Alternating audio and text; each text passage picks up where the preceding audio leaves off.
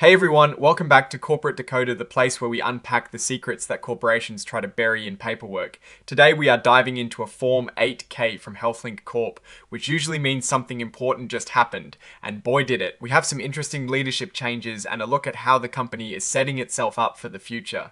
Let's see what this report is really telling us before we dive in. If you love getting these insider looks at what companies are doing, make sure you are subscribed.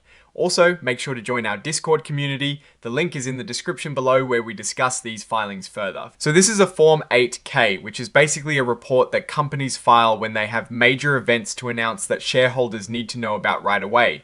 Think of it as a news alert from the company, but in official SEC language. This filing is from HealthLynk Corp. They are a company focused on healthcare technology and services. We've seen pretty significant shifts happening in healthcare tech lately, with a lot of mergers and acquisitions and a big push towards more connected patient care. The first big piece of news here is an appointment. On the 8th of December, HealthLynk Corp brought in Duncan McGillivray as their new Chief Operating Officer. Now, what does a crew usually do? They are essentially the second in command, making sure the day-to-day operations of the company are running smoothly and efficiently, and that the company's strategy is actually being put into action on the ground. And Mr. McGillivray seems like has got the right kind of background for this. The report highlights his extensive experience over 30 years in areas like healthcare technology and even big project financing. Hez worked with entities like the US Treasury and the Department of Health, helping to fund major projects and providing strategic financial advice to health facilities. This suggests he can handle large-scale operations and financial planning, which is crucial for a growing company. Now, let's talk about compensation, an important signal. His base salary starts at $120,000 per year, but it jumps to $150,000 if the company successfully uplists to the Nasdaq capital market. An uplisting is a big deal. It means moving from a smaller exchange to a more prominent one like Nasdaq, which usually signals increased market interest and a stronger financial position. This structure shows the company is motivating its new co with performance based on a key strategic goal. On top of salary, Hez getting stock units. 90,000 shares will vest over 3 years, meaning he earns them over time, which encourages him to stay with the company. The other 90,000 shares vest only if the company achieves that uplisting. This ties his success directly to a major company milestone. It shows the company is betting on his ability to help them achieve this important step. Next up, we have 2 new appointments to the board of directors, starting with Jason Bishara. Board members are the guardians of the company, responsible for overseeing management and major decisions. Adding new members can signal a refresh or a new strategic direction. Mr. Bishara comes with a strong background in financial services, including investment banking and fintech. With over 25 years of experience, Hez advised companies on risk management and capital markets.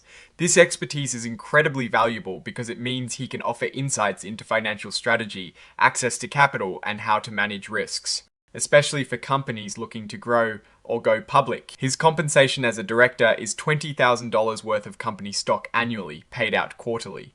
This stock compensation means his interests are aligned with shareholders he benefits when the company's stock price goes up. The vesting schedule over the year also provides an incentive for him to remain actively involved and committed. The report also mentions his experience with Guanella Capital, his family office, where he focuses on long-term, less risky investments in smaller companies or micro-cap positions.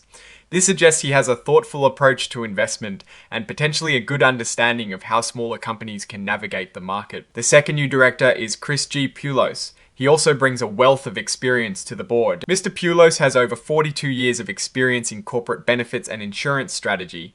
This is significant because healthcare is a huge part of employee benefits, and understanding these systems from a cost and compliance perspective is vital. His expertise in financial analysis and regulatory compliance would be a major asset for HealthLynk Corp, especially as they navigate the complex healthcare landscape. He also has direct experience managing significant assets through his time on the board of the Miami Valley Hospital Foundation, where he helped oversee over $70 million.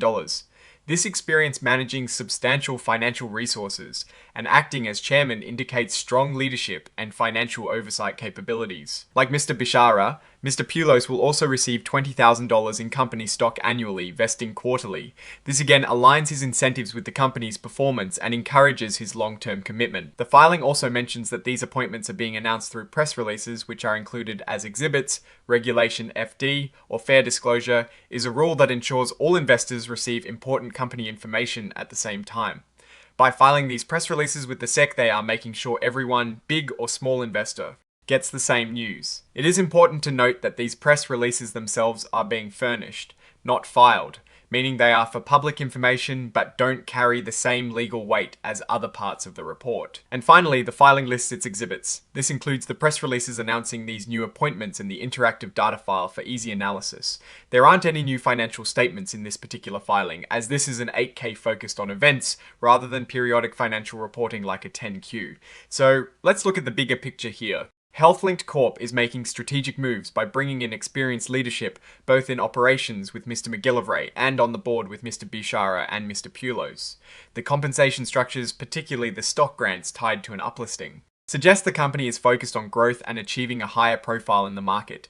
Mr. McGillivray's financial and large-scale project experience, combined with Mr. Bishara's financial markets insight and Mr. Pulos' healthcare benefits and financial analysis background, forms a pretty solid foundation for strategic oversight.